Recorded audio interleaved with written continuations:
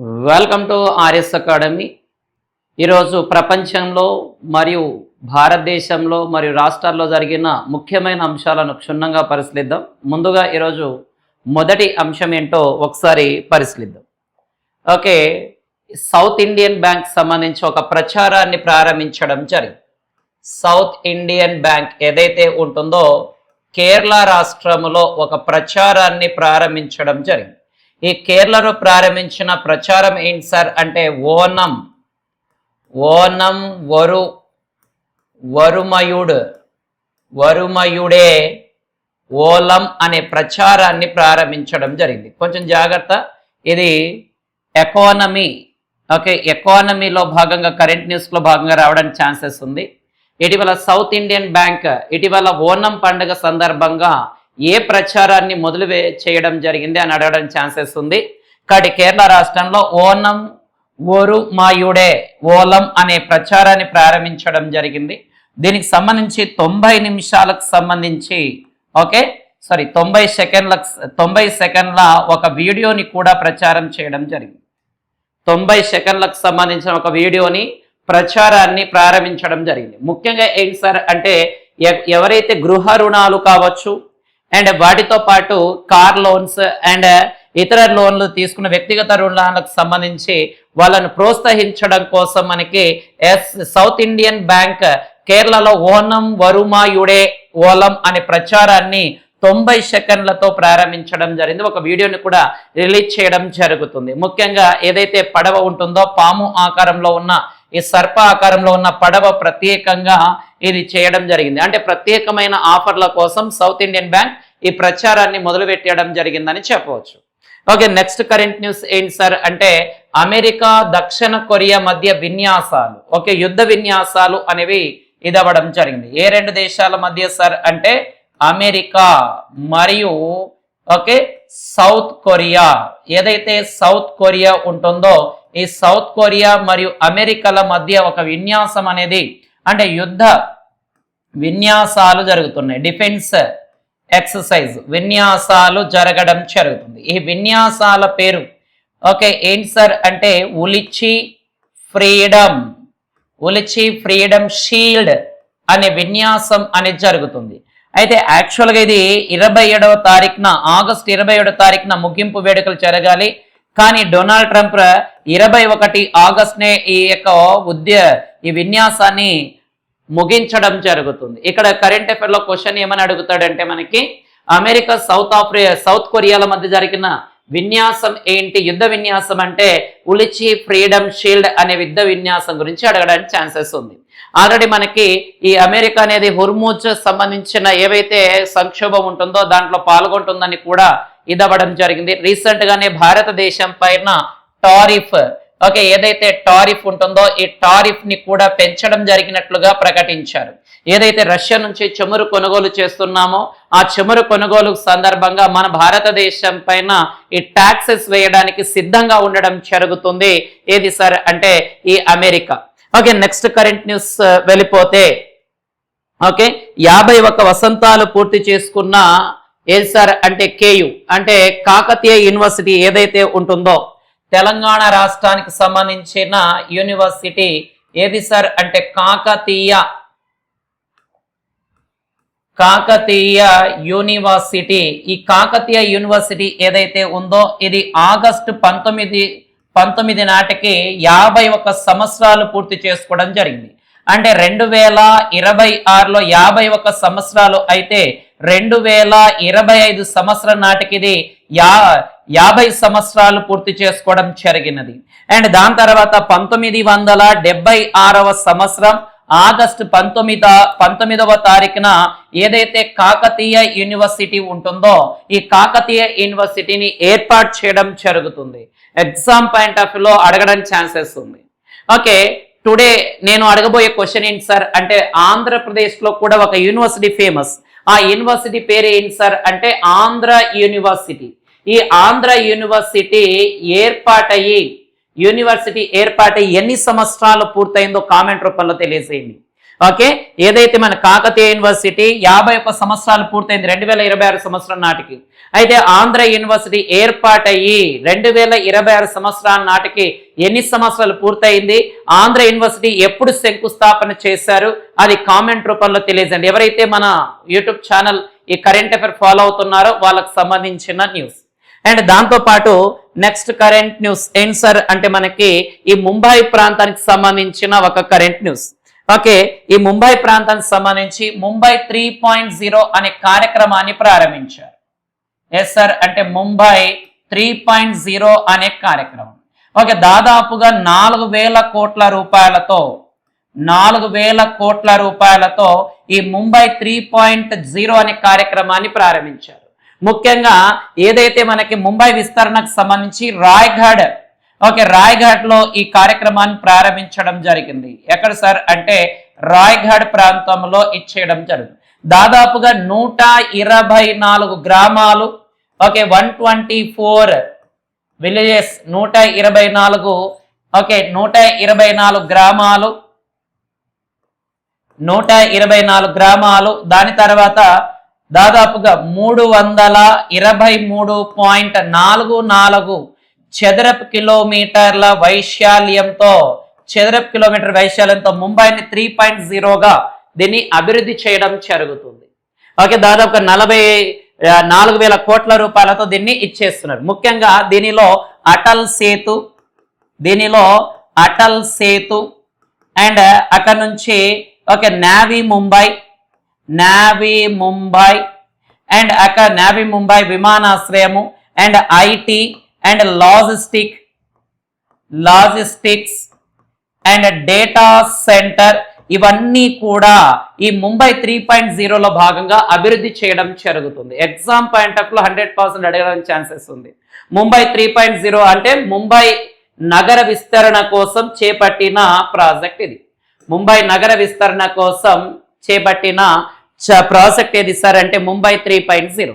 And దాంతో పాటు ఇటీవల ముంబై ప్రాంతంలోని తీర ప్రాంతంలోని మనకి అప్షోర్ ఎయిర్వేస్ సంబంధించిన ఏదైతే ఎయిర్వేస్ ఉంటుందో ఎయిర్వేస్ సంబంధించిన అప్షోర్ ప్రాజెక్ట్ ని కూడా చేపట్టడం జరిగింది. ఈ అప్షోర్ ప్రాజెక్ట్ యొక్క ప్రధాన ఉద్దేశం ఏంటి సార్ అంటే మనకి ఈ యొక్క ఒక కృత్రిమ దీవిని ఏర్పాటు చేసి అక్కడ ఒక విమానాశ్రయంని ఏర్పాటు చేయబోతున్నారు. అన్ని రకాలుగా దాన్ని డెవలప్ చేయడం జరుగుతుంది. ఇది ముంబైలోనే భారతదేశంలోనే మొట్టమొదటిసారిగా ఏర్పాటు చేయడం జరిగింది. Okay, next current news. ఈ మేఘాలయ రాష్ట్రంలో ఒక కార్యక్రమాన్ని ప్రారంభించడం జరిగింది ఆగస్టు 7వ తారీఖున జాతీయ చేనేత దినోత్సవం సందర్భంగా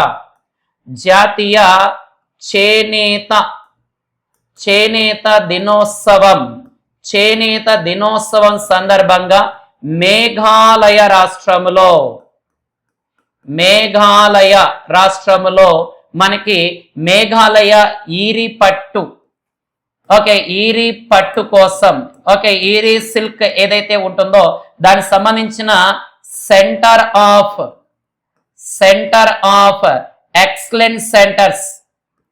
ఎక్సలెన్స్ ను ప్రారంభించడం జరిగింది. ఎక్కడ సార్ అంటే మేఘాలయలో.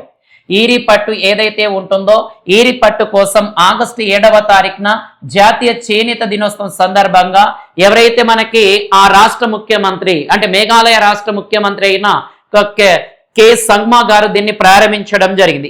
ఏ దానికి సంబంధించి సార్ అంటే ఈరి పట్టుకు సంబంధించినది. అండ్ రీసెంట్ గానే ఇదే అస్సాం రాష్ట్రంలో మన గతంలో కూడా కరెంట్ అఫైర్స్ లో ప్రస్తావించాం. ఇదే అస్సాం రాష్ట్రంలో మనకి మూగా మిషన్ ని కూడా ప్రారంభించారు. మూగా మిషన్ ని అంటే మూగా పట్టు మిషన్ ని ప్రారంభించారు.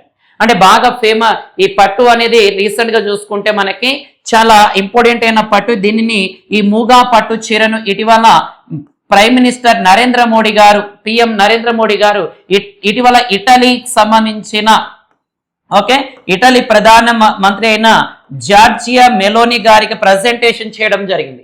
ఇటీవల విదేశీ పర్యటనలో భాగంగా ఈ యొక్క జార్జియా మెలోనికి మూగా పట్టు చీరను అందించారు. అందుకే అస్సాం రాష్ట్రంలో మూగా మిషన్ స్టార్ట్ చేశాం. అండ్ ఆగస్టు 7వ తారీఖున ఈరి పట్టు కోసం సెంట్రల్ ఆఫ్ ఎక్సలెన్స్ ని ఏర్పాటు చేశారు. అండ్ రీసెంట్ గా నేను 2 days బ్యాక్ చెప్పుకున్నాం, ఏదైతే గుజరాత్ రాష్ట్రం ఉంటుందో ఈ గుజరాత్ రాష్ట్రంలో కూడా 4 ఎక్సలెన్స్ సెంటర్లను ఏర్పాటు చేశారు. ఈ 4 ఎక్సలెన్స్ సెంటర్లతో మొత్తం కూడా 17 ఎక్సలెన్స్ సెంటర్లు ఉన్నాయని కూడా మనము గతంలో క్లాస్ లో మాట్లాడుకున్నాం. కాబట్టి ఇప్పుడు ఈరి పట్టు అనేది మనకి ఎక్కడ సార్ అంటే మేఘాలయ. మూగా పట్టు మిషన్ ఎక్కడ సార్ అంటే అస్సాం రాష్ట్రంలో ఏర్పాటు చేశారు. ఓకే, ఆగస్టు 7 చేనేత దినోత్సవంగా, చేనేత అంటే మనకి హ్యాండ్లూమ్ డేగా ఎప్పటి నుంచి జరుపుతున్నాం అంటే 2015వ సంవత్సరం నుంచి ఆగస్టు 7వ తారీఖు నుంచి నిర్వహిస్తున్నాం. ఎందుకు ఆగస్టు 7నే చేనేత దినోత్సవంగా జరుపుతున్నాం సార్ అంటే 1905వ సంవత్సరంలో భారతదేశంలో వందే మాతరం మూమెంట్ అనేది ప్రారంభం అవడం జరుగుతుంది. లేదా దీన్నే ఏమంటాం సార్ అంటే స్వదేశీ ఉద్యమం అనే పేరుతో పిలుస్తాం.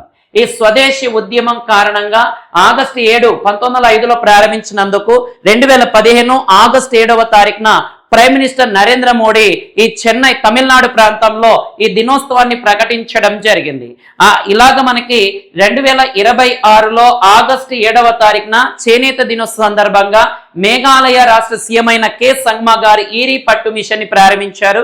అండ్ గత నెలలో అంటే ఈ ఆగస్టు గత ముందు 2-3 నెలల్లో అస్సాంలో మూగా పట్టు మిషన్ ని ప్రారంభించారు. ఓకే, ఈ ఈరి పట్టు సెంటర్ ఆఫ్ ఎక్సలెన్స్ ని ప్రకటించారు. ఇటీవల గుజరాత్ రాష్ట్రంలో ఎన్ని సెంటర్ ఆఫ్ ఎక్సలెన్స్ సెంటర్ ని ఏర్పాటు చేశారంటే 4. వీటితో మొత్తం ఎన్ని సెంటర్ ఆఫ్ ఎక్సలెన్స్ సెంటర్ ఉన్నాయంటే 4 సెంటర్ ఆఫ్ ఎక్సలెన్స్ సెంటర్లు ఉన్నాయి.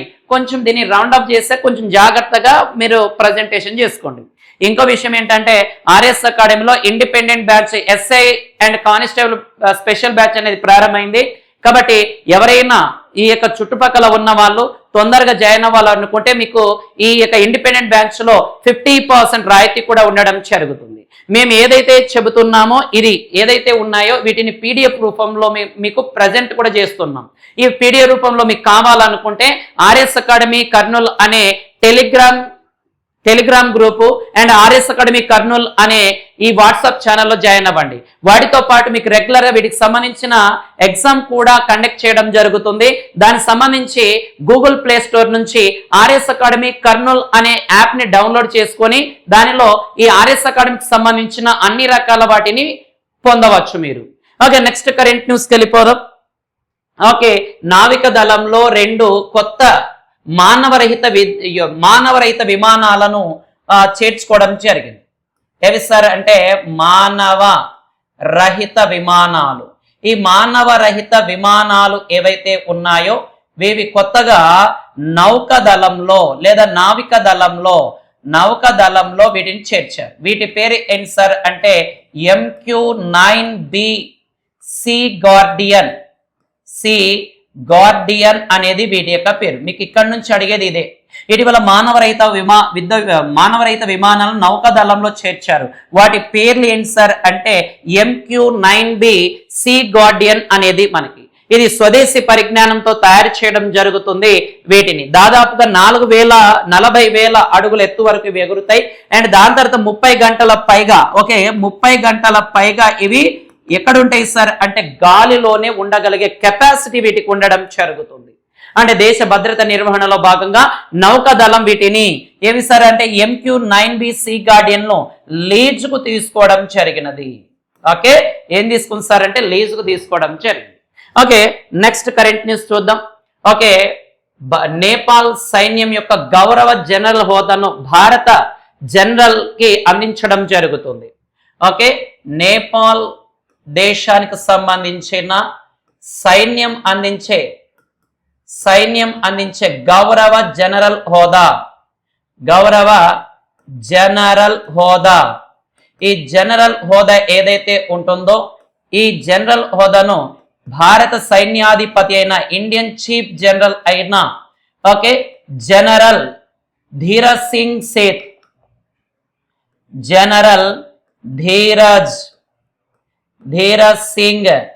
ధీరజ్ సింగ్ సేత్ కు ఆ నేపాల్ అధ్యక్షుడైన రామచంద్ర పౌడల్ గారు అందించడం జరుగుతుంది. అంటే నేపాల్ యొక్క అత్యున్నతమైన జనరల్ హోదా గౌరవ సంబంధించిన ఈ జనరల్ హోదాను ఈ యొక్క ఇండియాకి సంబంధించిన ఏదైతే మనకి ఈ చీఫ్ జనరల్ ఉన్నారో ధీరజ్ సింగ్ కి ఈ నేపాల్ అధ్యక్షుడైన రామచంద్ర పౌడల్ గారు అందించడం జరుగుతుంది. అండ్ దాని తర్వాత ఇక్కడ గుర్తుపెట్టుకోవాల్సిన అంశం ఏంటి సార్ అంటే ఇది ఈ విధానం అనేది 1950 నుంచి కంటిన్యూ అవ్వడం జరుగుతుంది. అంటే 1950 నుంచి మన దేశం యొక్క గౌరవ సైనిక హోదాను వాళ్ళకి ఇవ్వడం, వాళ్ళ దేశానికి సంబంధించిన గౌరవ జనరల్ హోదా సైన్యం హోదాను మనం తీసుకోవడం అనేది కంటిన్యూ అవుతుంది. ఓకే, ఈ సంవత్సరం 2026 సంవత్సరం నాటికి ఈ ధీరజ్ సింగ్ సేత్ కి ఇవ్వడం జరుగుతుంది. మనకి దీనిని ఎవరు అందజేశారు సార్ అంటే Ramachandra Paudel. And recent current affair కి సంబంధించిన నేపాల్ సంబంధించి నిన్న కరెంట్ అఫైర్ చెప్పారు. ఏంటి సార్ అంటే 3 సంవత్సరాల లోపల ఈ రెండు దేశాల మధ్య నేపాల్ మరియు ఇండియా సరిహద్దు ఏవైతే వివాదాస్పదం ఉన్నాయో ఆ వివాదాస్పదాన్ని పరిష్కరించుకోవాలని కూడా చెప్పడం జరిగింది.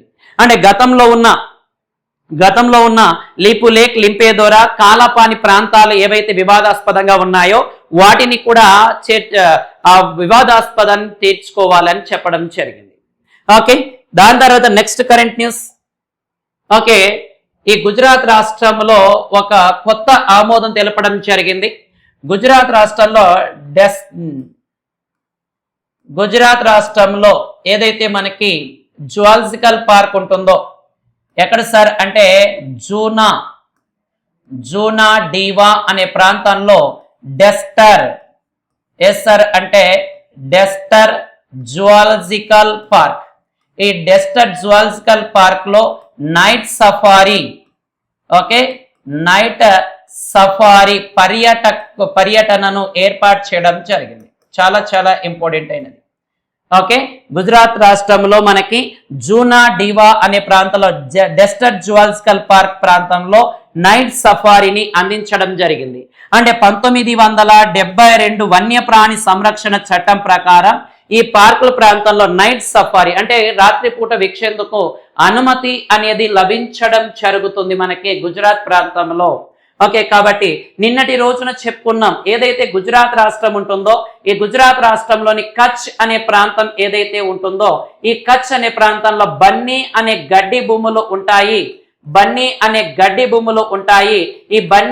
గడ్డి భూముల్లో ఎన్ని జింకలను మనము వదిలేయమంటారు అంటే 20 జింకలను వాటిని వదలడం జరిగింది. ఈ 20 జింకలలో ఎన్ని మగ జింకలు ఉన్నాయి అంటే 5 మగ జింకలు, రిమైనింగ్ 15 అనేవి ఏమున్నాయి సార్ అంటే మనకి ఆడ జింకలు ఉన్నాయి. మనము నిన్నటి క్లాస్లో చెప్పాము గుజరాత్ సంబంధించి. అండ్ ఇదే గుజరాత్ సంబంధించి మనకి ఏవైతే ఈ పోలీస్ స్టేషన్లో ఎఫ్ఐఆర్ ఏదైతే మన పోలీస్ స్టేషన్కి వెళ్ళి ఆ కేసు నమోదు చేసే బదులు కొత్తగా ఇక్కడ E0 FIR first information report ను కూడా ఇచ్చేసారు. అంటే పోలీస్ స్టేషన్కి వెళ్లకుండా డైరెక్ట్ గా మనం ఉన్న ప్లేస్ నుంచి ఆన్లైన్ లో కేసు నమోదు చేసుకునే విధానాన్ని గుజరాత్ రాష్ట్రమే తీసుకురావడం జరిగింది. అంటే ఇటీవల జరిగిన కరెంట్ అఫైర్ తో పాటు డెస్టర్ జువాలజికల్ పార్క్ నైట్ సఫారీ పర్యాటక ప్రాంతాన్ని ఆమోదించారు. అండ్ దాని తర్వాత బన్నీ గడ్డి భూముల్లో 20 రకాల ఏం సార్ అంటే మనకి ఈ కృష్ణ జింకలు వదలడం జరుగుతుంది. ఆంధ్రప్రదేశ్ యొక్క రాష్ట్ర జంతువు కూడా కృష్ణ జింకగా చెప్పడం జరుగుతుంది. ఓకే, నెక్స్ట్ కరెంట్ న్యూస్కి వెళ్ళిపోదాం. ఓకే నాన్న, నెక్స్ట్ కరెంట్ న్యూస్ ఏంటి సార్ అంటే మనకి కర్ణాటక రాష్ట్రానికి సంబంధించిన కరెంట్ న్యూస్. ఓకే, కర్ణాటక రాష్ట్రంలో నిన్న కూడా కరెంట్ అఫైర్ రావడం జరిగింది. ఏంటి సార్ కర్ణాటక రాష్ట్రంలో నిన్నటి కరెంట్ అఫైర్ అంటే ఎవరైతే పెన్షన్దారులు ఉంటారో ఆ పెన్షన్దారులకు సంబంధించి ఉచితంగా 5 లక్షల వరకు ఆరోగ్య చికిత్స కల్పించడం కోసం, ఆరోగ్య సంరక్షణ కల్పించడం కోసం ఉచిత చికిత్స అనే విధానం కోసం ఒక పథకం తీసుకొచ్చారు. అయితే ఈ రోజు కర్ణాటక రాష్ట్రం విద్యార్థి సహాయ హస్త అనే కార్యక్రమాన్ని తీసుకొచ్చారు. ఏ పథకం సార్ అంటే విద్యార్థి సహాయ హస్త అనే కార్యక్రమం. విద్యార్థి సహాయ హస్త అంటే ఏమిటి? ఈ కార్యక్రమం యొక్క ముఖ్యమైన అంశం ఏంటి సార్ అంటే గ్రామీణ ప్రాంత విద్యార్థుల కోసం దీన్ని ప్రారంభించారు. ఎవరి కోసం ప్రారంభించారు సార్ అంటే గ్రామీణ ప్రాంత విద్యార్థులు. ఎవరైతే గ్రామీణ ప్రాంతంలో విద్యార్థులు ఉంటారో ఈ గ్రామీణ ప్రాంతంలో 1 నుంచి 10వ తరగతి వరకు ఓకే ప్రభుత్వ పాఠశాలలో చదువుతున్న విద్యార్థుల కోసం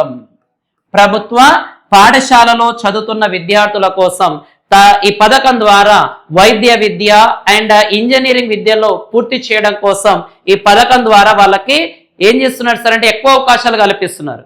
ఇప్పుడు ఈ గ్రామీణ ప్రాంతాలలో ఈ విద్యార్థులకు విద్యార్థి సహాయ హస్త కింద 15% వాళ్ళకు రిజర్వేషన్ కల్పించారు. ఈ విద్యార్థి సహాయ హస్తక్ పథకం కింద అదనంగా దీనికి ఇంకో 7.5% రిజర్వేషన్ పెంచడం జరిగింది.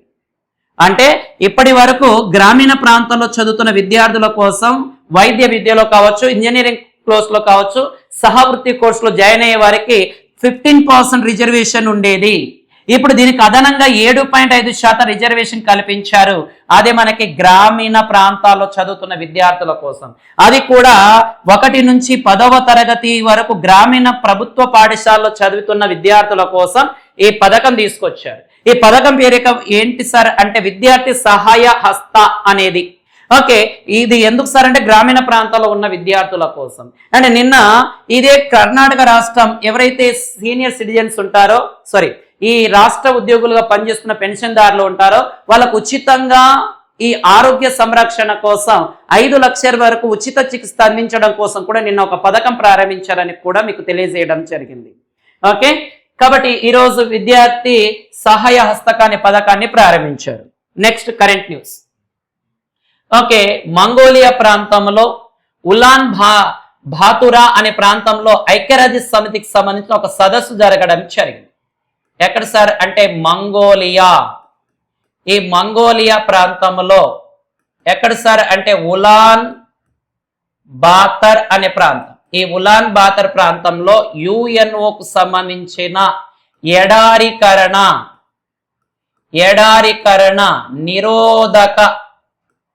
నిరోధక సదస్సు అనేది నిర్వహించారు. ఇది ఎన్నవ సదస్సు సార్ అంటే 17వ కాన్ఫరెన్స్ ఆఫ్ పార్టీ సదస్సు. ఓకే, ఈ COP17 లో భాగంగా దీన్ని నిర్వహించారు. అంటే మంగోలియా అనే ప్రాంతంలో ఉలాన్ బాతర్ అనే ప్రాంతంలో యుఎన్ఓకు సంబంధించిన ఎడారీకరణ నిరోధక సదస్సును నిర్వహించడం జరిగింది. దీనిలో భాగంగా భారతదేశం ఒక దాన్ని ప్రకటించడం జరిగింది. ఏ దాన్ని ప్రకటించారు అంటే భారతదేశంలో గడ్డి మైదానాలు లేదా గడ్డి భూములు లేదా గడ్డి మైదానాలు మరియు బహిరంగ సహజ పర్యావరణ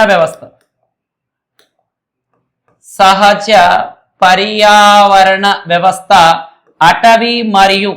అటవీ మరియు వాతావరణ మార్పులకు సంబంధించి ఒక మార్గదర్శికని రిలీజ్ చేశారు. అంటే వీటిని త్వరలో కాపాడబోతున్నామని. డైరెక్ట్ క్వశ్చన్ ఇక్కడ ఎలా అడుగుతాడు సార్ అంటే ఇటీవల ఎడారీకరణ నిరోధక సదస్సు COP17 లో భాగంగా ఇక్కడ జరిగింది అంటాడు మంగోలియా ఉలాన్. దీనిలో భాగంగా భారతదేశం తీసుకున్న నిర్ణయం ఏంటంటే గడ్డి భూములు లేదా గడ్డి మైదానాలు, బహిరంగ ప్రాంతాల్లో ఉన్న సహజ పర్యావరణ ప్రాంతాలు, వాతావరణ ముప్పు ఉన్న ప్రాంతాలను సంరక్షించడం, వాటిని తీర్చిదిద్దడం, అభివృద్ధి చెందడం కోసం దీన్ని ప్రకటించడం జరిగినది. మొట్టమొదటి ఒక మార్గదర్శకాన్ని ప్రకటించారు. ఓకే, మార్గదర్శకాన్ని ప్రకటించడం జరిగినది. ఎగ్జామ్ పాయింట్ ఆఫ్ లో అడగడానికి ఛాన్సెస్ ఉంది. ఓకే, నెక్స్ట్ కరెంట్ న్యూస్కి వెళ్ళిపోదాం నాన్న. ఓకే, మహారాష్ట్రకు సంబంధించిన కరెంట్ న్యూస్. ఈ మహారాష్ట్రలో ఒక పండుగ ఉండడం జరుగుతుంది. ఎస్ సార్ అంటే మహారాష్ట్ర అనే రాష్ట్రం. ఈ మహారాష్ట్ర రాష్ట్రంలో ఏది సార్ అంటే దాహి మండి. ఎస్ సార్ అంటే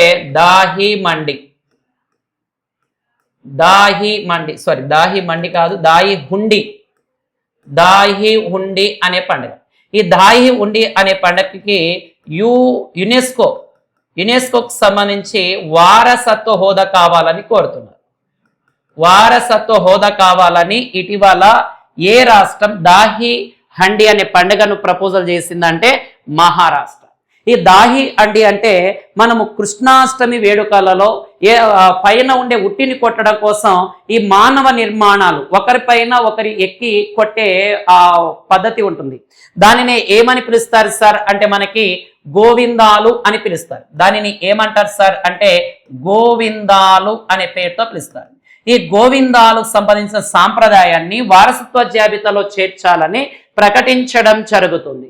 ఏదైతే ఈ ఉట్టి ఏదైతే కృష్ణాష్టమి రోజున ఈ మానవ నిర్మాణాలు లేదా మానవ పిరమిడ్లు ఏవైతే ఉంటాయో అవి స్పెయిన్ దేశానికి కూడా పంపాలని వీళ్ళు ప్రపోజల్ చేయడం జరిగింది.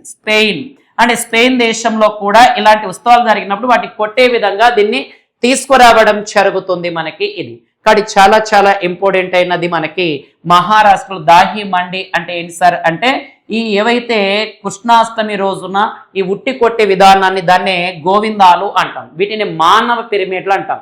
ఈ ఎక్కడ పంపించాలని ప్రపోజల్ చేశారు సార్ అంటే స్పెయిన్ దేశాన్ని పంపించాలని కూడా చెప్పడం జరిగినది. ఓకే, ఈ దీనికి సంబంధించిన మనకి చూసుకుంటే భారతదేశం తరఫున ఇలాంటి వారసత్వ అంశాలు 16 అంశాలు యునెస్కోలో చేర్చడం జరిగింది. ఈ యునెస్కో ప్రధాన కార్యాలయం ఎక్కడుంది సార్ అంటే ప్యారిస్ అనే దేశంలో యునెస్కో ఉండడం జరుగుతుంది. అంటే ప్రపంచవ్యాప్తంగా ఉన్న వారసత్వ ప్రదేశాలు, వారసత్వ కట్టడాలు, వారసత్వ అంశాలనేది రక్షణ చేయడం జరుగుతుంది. దీనిలో భాగంగా యునెస్కో వారసత్వ జాబితాలో చేర్చాలని దాహి మండిని ప్రకటించడం జరిగింది. ఇందాకే మహారాష్ట్ర రాష్ట్రంలో మనకి ముంబై 3.0 సార్ అంటే ముంబై 3.0 అనే కార్యక్రమం 4,000 కోట్ల రూపాయలతో ప్రారంభించామని చెప్పారు. అండ్ ఎయిర్వేస్ అప్షోర్ ప్రాజెక్ట్ ని కూడా ముంబై ప్రాంతంలోనే ఏర్పాటు చేయడం జరుగుతుంది. ఓకే, నెక్స్ట్ కరెంట్ న్యూస్కి వెళ్ళిపోతున్నాను. భారతదేశంలో క్రిమినల్ కేసు పెండింగ్ ఉన్న ఎంపీలు, ఎమ్మెల్యేలు ఏవైతే క్రిమినల్ కేసు ఉన్నాయో ఈ క్రిమినల్ కేసుకు సంబంధించిన కేసులు పెండింగ్ దాదాపుగా ఎవరిపైన సార్ అంటే ఎమ్మెల్యేలు, ఎంపీలకు సంబంధించి 4,192 కేసులు ఉన్నాయి. 4,192 కేసులు ఉన్నాయి. మొత్తం 28 రాష్ట్రాలలో 14 రాష్ట్రాల సీఎంల పైన 14 రాష్ట్రాల సీఎంలు ఎవరైతే ఉంటారో ఈ 14 రాష్ట్రాల సీఎంల పైన క్రిమినల్ కేసులు విచారణలో ఉండడం జరుగుతుంది. ఇక్కడ చూడండి, నీట్గా ఇచ్చారు. 5 నుంచి 10 సంవత్సరాల పెండింగ్ లో ఉన్నవి 754 కేసులు ఉన్నాయి. అదే 3 నుంచి 5 సంవత్సరాల పెండింగ్ లో ఉన్నవి 562 కేసులు ఉన్నాయి. అండ్ 3 సంవత్సరాల కంటే తక్కువ కాలంలో పెండింగ్ ఉన్న కేసులు 1095 కేసులు ఉండడం జరుగుతుంది. ఓకే, చాలా చాలా ఇంపార్టెంట్. క్రిమినల్ కేసులు ఉన్న ఎమ్మెల్యేలు, ఎంపీలు దాదాపుగా మన భారతదేశంలో 4,092 ఉన్నాయి. అయితే 28 రాష్ట్రాల్లో 14 రాష్ట్రాల సీఎంల పైన క్రిమినల్ కేసులు అనేవి ఉన్నట్లుగా మన నివేదిక ప్రకటించడం జరిగింది. అయితే దీనికి సంబంధించి 2025వ సంవత్సరంలో 130వ రాజ్యాంగ సవరణ బిల్లును కూడా ప్రవేశపెట్టారు. 130వ రాజ్యాంగ సవరణ బిల్లు, కాన్స్టిట్యూషనల్ అమెండ్మెంట్ బిల్. ఈ కాన్స్టిట్యూషనల్ అమెండ్మెంట్ బిల్లు ఈ సంయుక్త పార్లమెంటరీ కమిటీ కూడా నివేదించారు. ఈ కమిటీ ప్రకారం ఎవరైతే సీఎంలు అంటే రాష్ట్ర ముఖ్యమంత్రులుగా ఉంటారో వాళ్ళు కంటిన్యూగా 30 రోజుల కంటే ఎక్కువ కాలం జైల్లో ఉంటే ఆటోమేటిక్గా తమ పదవిని కోల్పోతారని ఈ యొక్క ఏదైతే 130వ రాజ్యాంగ సవరణ బిల్లు ద్వారా వాటిని ప్రవేశపెట్టడం జరిగింది. అంటే మంత్రి కానీ సీఎం కానీ ఈ ఒక మంత్రి హోదాలో ఉన్న వ్యక్తి 30 రోజుల కంటే ఎక్కువ కాలం ఈ యొక్క జైల్లో ఉంటే వాళ్ళు పదవులు కోల్పోయే విధంగా 130వ రాజ్యాంగ సవరణ బిల్లును 2025లో ప్రవేశపెట్టడం జరిగినది. మనకి అంటే 31వ రోజు ఆటోమేటిక్గా తన పదవిని కోల్పోవడం జరుగుతుంది. డైరెక్ట్ ఇక్కడ క్వశ్చన్ ఏంటంటే ఎమ్మెల్యేల, ఎంపీల మధ్య ఎన్ని కేసులు ఉన్నాయి క్రిమినల్ కేసు అంటే 4,192. ఓకే, దాంట్లో 28 రాష్ట్రాలు ఎన్ని రాష్ట్రాల సీఎంల పైన క్రిమినల్ కేసులు ఉన్నాయంటే 14. ఓకే, ఈ యొక్క మంత్రి హోదాలో ఉన్న వ్యక్తి క్రిమినల్ కేసులో భాగంగా ఒక జైల్లో కంటిన్యూగా 30 రోజుల పాటు ఉంటే ఆటోమేటిక్గా అతను 31 రోజుల నుంచి పదవి కోల్పోతాడని ప్రవేశపెట్టిన రాజ్యాంగ సవరణ బిల్లు ఏదంటే 130వ రాజ్యాంగ సవరణ బిల్లు. ఇది ఏ సంవత్సరంలో ప్రవేశపెట్టారంటే 2025లో ప్రవేశపెట్టడం జరిగింది. ఇది చాలా చాలా ఇంపార్టెంట్. మంత్రులు అంటే కేంద్ర మంత్రి కావచ్చు, రాష్ట్ర మంత్రి ఎవరైనా ప్రధానమంత్రితో సహా. ఓకే, ఈ బిల్లు గురించి ఇది. ఓకే, నెక్స్ట్ కరెంట్ న్యూస్కి వెళ్ళిపోదాం. ఓకే, మద్రాస్ రాష్ట్రంలో ఒక నదికి సంబంధించి ఒక కరెంట్ న్యూస్ రావడం జరిగింది. మద్రాస్ రాష్ట్రంలో ఏ నది సార్ అంటే తామిరాభరణి అనే నది. తామిరాభరణికి సంబంధించిన న్యూస్ ఏంటి సార్ అంటే ఈ మద్రాస్ రాష్ట్ర హైకోర్టు, మద్రాస్ రాష్ట్రానికి సంబంధించిన హైకోర్టు బెంచ్ హైకోర్టు బెంచ్. ఏది sir high court bench? Okay, Madurai bench. Madurai bench. ఈ మదురై బెంచ్ ఈ తామిరాబరణి అనే నదిని, ఓకే ఏ సార్ అంటే తామిరాబరణి, ఈ తామిరాబరణి అనే నదిని దేవతగా ప్రకటించడం జరుగుతుంది. అంటే గాడ్గా ప్రకటించడం జరిగింది. అంటే ఒక నిత్య నదిగా పిలువబడుతున్న ఈ తామిరాబరణి నదిని ఏకంగా ఒక దేవతగా ప్రకటించడం జరిగింది మదురై నది. Okay, Madurai bench. Okay, Madras హైకోర్టులో భాగంగా ఈ మదురై బెంచ్ దేవతగా ఎందుకు ప్రకటించిందంటే ముఖ్యంగా ఈ నది అనేది ఎక్కువగా పొల్యూషన్, కాలుష్యానికి గురవ్వడం జరుగుతుంది. దాన్ని నివారించడం కోసం ఈ మదురై నదిని ఒక దేవతగా ప్రకటించడం జరిగింది. ఓకే, దీనిపైన ఎవరైనా కాలుష్యం చేస్తే చట్టపరమైన కేసులు బనాయించడం జరుగుతుంది. ఇక్కడ క్వశ్చన్ ఏమని అడుగుతాడంటే ఇటీవల మద్రాస్ హైకోర్టు బెంచ్ అయిన మదురై ఇటీవల ఏ నదిని దేవతగా ప్రకటించింది అని అడగడానికి ఛాన్సెస్ ఉంది. ఓకే, తామిరాబరణి నది లేదా తామిరాబరణి నది ప్రధానంగా ఏ రాష్ట్రంలో ప్రవహిస్తుంది అంటే తమిళనాడు రాష్ట్రంలో ప్రవహిస్తుంది పూర్తిగా. దీనిని తామిరాబరణి నదిని ఏంటిగా వర్ణించబడింది, ఏ దానిగా ప్రకటించబడింది మదురై బెంచ్ అంటే ఓకే దేవతగా ప్రకటించడం జరుగుతుంది. చాలా చాలా ఇంపార్టెంట్ అయిన నది. ఓకే, నెక్స్ట్ కరెంట్ న్యూస్కి వెళ్ళిపోతే ఈ యొక్క ఇరాన్ ప్రాంతంలో మడ అడవులకు సంబంధించిన న్యూస్ రావడం జరిగింది. ఏ రాష్ట్రం సార్ అంటే ఇరాన్ దేశంలో ఈ అడవుల పేరేంటి సార్ అంటే హరా మడ అడవులు, హరా మాంగ్రూవ్ ఫారెస్ట్. ఈ హరా మడ అడవులకు సంబంధించి ఏంటి సార్ అంటే ఇక్కడ ప్రధానంగా చమురు విస్ఫోటనం జరగడం జరిగింది. చమురు విస్ఫోటనం. ఈ చమురు విస్ఫోటనం వలన ఈ మర అడవుల ప్రాంతంలో ఎక్కువ కాలుష్యానికి గురై అడవులు కూడా పూర్తిగా అంతరించిపోయే స్థాయికి చేరబోతుందని ఆందోళన వ్యక్తం చేయడం జరిగింది. అంటే ఒక భారీ చమురు విస్ఫోటన కారణంగా ఈ హర మడ అడవులో విఘాతం కలుగుతుందని ప్రకటించారు. ఇది ప్రధానంగా ఎక్కడ ఏ దేశంలో ఉంది సార్ అంటే ఇరాన్ ప్రాంతంలో ఈ హుర్ముజ్ జలసంధి ఏదైతే ఉంటుందో వాటర్ స్ట్రైట్ ఆ ప్రాంతంలో ఉంది. ఓకే, ఈ హర మడ అడవులు మాంగ్రూవ్ ఫారెస్ట్ 1972వ సంవత్సరంలో ఇది రక్షిత ప్రాంతంగా ప్రకటించబడింది. ఓకే, ప్రొటెక్టెడ్ ఏరియాగా ప్రకటించబడింది. అండ్ దాని తర్వాత ఇది యునెస్కో యొక్క వారసత్వ జాబితాలో కూడా యునెస్కో బయోస్ఫియర్ రిజర్వ్ గా చేర్చబడింది. యునెస్కో యొక్క బయోస్ఫియర్ రిజర్వ్ గా కూడా చేర్చబడింది. ఏదాన్ని సార్ అంటే హర మడ అడవులను అంతర్జాతీయ ప్రాముఖ్యత ఉన్నది. డైరెక్ట్ అంటే ఇటీవల ఏ అడవులు ఇరాన్ ప్రాంతంలో చమురు విస్ఫోటన కారణంగా ఇవి విఘాతం కలుగుతుందని ప్రకటించారంటే హర మడ అడవులు. హర మడ అడవులు ఏ దేశంలో ఉన్నాయంటే ఇరాన్ ప్రాంతంలో. దీనిని ఎప్పుడు రక్షిత ప్రాంతంగా ప్రకటించారంటే 1972. దీనిని యునెస్కో బయోస్ఫియర్ రిజర్వ్ గా ప్రకటించారు. భారతదేశంలో ఈ బయోస్ఫియర్ రిజర్వ్ ఏవైతే ఉన్నాయో ఈ బయోస్ఫియర్ రిజర్వ్లు మనకి మొత్తం 18 బయోస్ఫియర్ రిజర్వ్లు ఉంటే వాటిలో 13 బయోస్ఫియర్ రిజర్వ్లను యునెస్కో వారసత్వ జాబితాలో చేర్చారు. యునెస్కో బయోస్ఫియర్ రిజర్వ్ గా గుర్తించబడింది. కాబట్టి ఎగ్జామ్ పాయింట్ ఆఫ్ వ్యూలో ఇలాంటి క్వశ్చన్ వచ్చినప్పుడు కొంచెం జాగ్రత్త చూడాలి. ఓకే, ఇండియాలో మొత్తం 18 బయోస్ఫియర్ రిజర్వ్లు ఉంటే యునెస్కో గుర్తించిన బయోస్ఫియర్ రిజర్వ్లు 13. ఓకే, ఇటీవల యునెస్కో గుర్తించిన బయోస్ఫియర్ రిజర్వ్ లో ఈ చమురు విస్ఫోటన కారణంగా ప్రమాద స్థితిలో పడినది ఏదంటే హర మడ అడవులు. హర మడ అడవులు ఎక్కడ ఉన్నాయి సార్ అంటే ఇరాన్ ప్రాంతంలో ఉండడం జరుగుతుంది. ఓకే, నెక్స్ట్ కరెంట్ న్యూస్కి వెళ్ళిపోదాం. థేమ్స్ నదికి సంబంధించి ఇంగ్లాండ్ లో ప్రధానమైన నది. ఓకే, ఇంగ్లాండ్ దేశంలో ప్రధానమైన నది ఏ సార్ అంటే థేమ్స్ నది.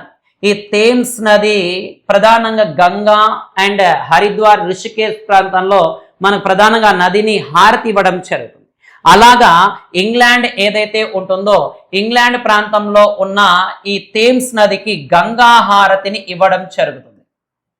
గంగా హారతిని ఇవ్వడం జరుగుతుంది మనకి. ఇది అంటే మన సాంప్రదాయంతో ముడిపడి ఉంది కాబట్టి ఎగ్జామ్ పాయింట్ ఆఫ్ లో అడుగుతుంది. ఇటీవల గంగా హారతిని ఏ నదికి ఇవ్వాలని ప్రపోజల్ చేశారంటే థేమ్స్. ఈ నది ఎక్కడుంది అంటే ఇంగ్లాండ్. ఈ థేమ్స్ నది ఒడ్డునే మనకు లండన్ అనే నగరం కూడా ఉండడం జరుగుతుంది. ఓకే, ఈ థేమ్స్ నది దాదాపుగా మనకి 346 కిలోమీటర్ పొడవున ఉంటుంది. ఈ థేమ్స్ నది అనేది మొత్తం 346 కిలోమీటర్లు ఉంటుంది. ముఖ్యంగా లండన్ అనే నగరం ఏ నది ఒడ్డున ఉందని గతంలో అడిగాడు. థేమ్స్ నది ఒడ్డున ఉంది. And reading and Windsor, Oxford ఇవన్నీ కూడా ఈ థేమ్స్ నది ఒడ్డునే ఉండడం జరుగుతుంది. అయితే ఇక్కడ ఏంటి సార్ అంటే గంగా హారతి. మనం ఏదైతే గంగా నదికి ఓకే వారణాసి, హరిద్వార్, రిషికేశ్ ప్రాంతాల్లో గంగా హారతి ఎలాగైతే చేయబడతామో ఓకే ఇంగ్లాండ్లోని థేమ్స్ నది కూడా వీళ్ళు గంగా హారతిని చేపట్టడం జరుగుతుంది. ఈ నది యొక్క మొత్తం పొడవు 346 కిలోమీటర్లు అని తెలియజేయడం జరుగుతుంది ఈ నది నాన్న. కాబట్టి ఇది ఈరోజు జరిగిన ముఖ్యమైన అంశాలు. ఏవైనా మిగిలిపోయిన అంశాలు ఉంటే రేపటి కరెంట్ న్యూస్లో వాటిని కూడా చర్చిద్దాం. RS అకాడమీ మీ స్వామి సార్. జై హింద్.